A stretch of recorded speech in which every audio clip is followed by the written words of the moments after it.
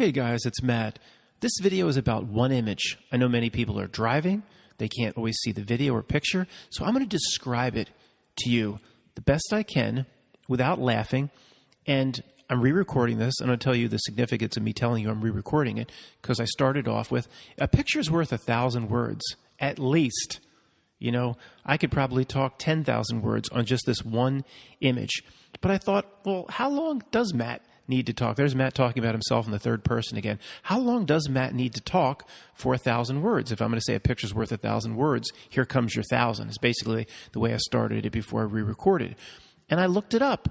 And according to Google, it's 6 minutes, 0.66. Well, Google presents it as 6.67.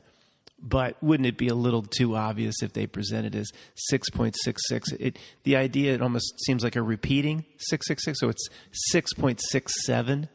So I just happened to look up, how long do I need to talk on average when I talk about a picture's worth 1,000 words? And it comes right, you know, when you ask Google, like, who was the first president of the United States, and it doesn't even take you to a web page, it just tells you the answer, so you don't even have to think for yourself at all. You don't even have to think for yourself enough to go to a web page. It just tells you and shows you reality. It says, that's 6 minutes, 0.67. Sure, yeah, that'd be a little too obvious if it was 6.66. But what is it saying? A picture is worth 1,000 words, and those words that create the picture, or pretty much the spellcraft that creates reality, is 6.66. Really? That's how this video starts it off, and I haven't even gotten to the image yet. I mean, reality, like what David Spade said to Tommy Boy, but I'm going to say it to reality. Reality, you have derailed, my friend. An indicator to the roughly 20% of people that drive or they don't watch the videos, they just listen or they're walking their dog. I'm going to describe the magazine cover to you. Now, Ben from Germany, Ben sent this to me, and at first he was like, I don't believe this. I don't believe this major magazine did this for their current cover. And then he looked into it, and he's like, yeah, they actually did this. And then he sent it to me, and I was like, no, that can't be. I mean, I trust Ben, but you know, you got to give me the official website or something. And here you go. This is the current cover of the magazine. Now, this magazine in Germany is supposed to be the equivalent of like maybe Time or Newsweek. Very, very popular. Of course, everybody knows Star magazine, but it's called Stern in Germany.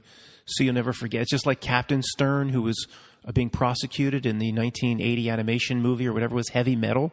You remember Stern, Captain Stern. So, but it means star in German. And on the cover, it's very appropriate on one sense, Christmas Eve, very inappropriate in another sense. Probably the most inappropriate magazine cover in the history of the world, but appropriate from a Christmas Eve sense. It has baby Jesus, and it doesn't look like a manger to me. I mean, what is a manger supposed to look like? I'm no manger expert. I wasn't there. But I see a bunch of stone and masonry work. Masonry?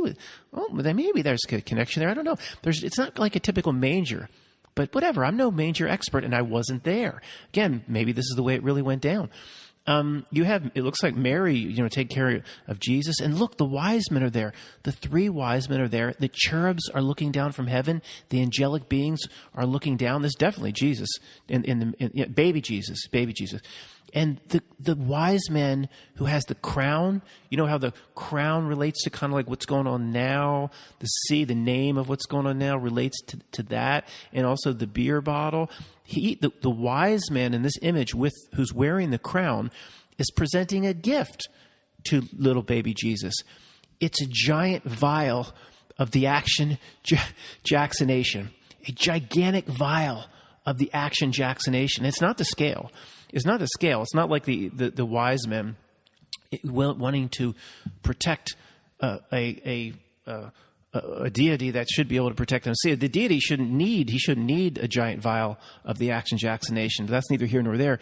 It's not the scale. It's not like he's whipping out a little vial, that you see it in the movies where they punch the needle right down through the top and draw it out that way. It's a gigantic, larger-than-life vial of the Action Jacksonation. It's very vile.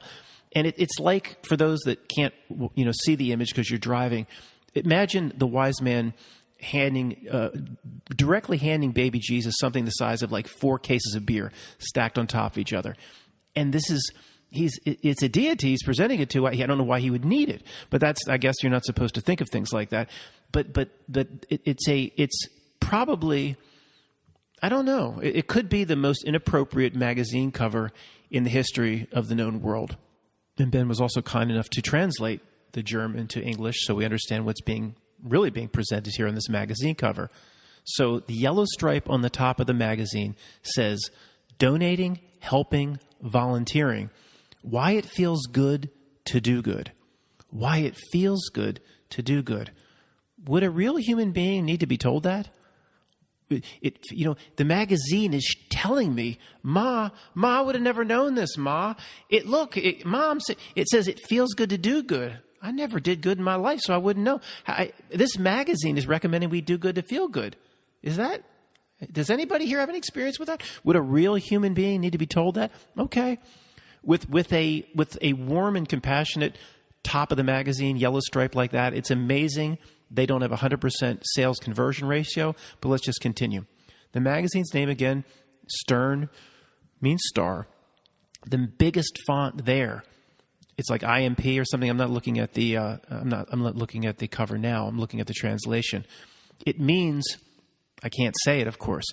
Why would I be able to say it and actually put the First Amendment of the Bill of Rights into practice? I can't say it. It means action Jacksonation, hobo code action Jacksonation. That's the biggest font. Then on top of that, it says an act of charity, action vaccination. Ooh, I don't know if that's going to disqualify this video. An act of charity, action Jacksonation. And then underneath, what you need to know. Oh, no. What you need to know now. What you need to know now. Okay, wow. Because nobody gets any news about this event. I mean, I'm really glad that a magazine's finally decided to cover it.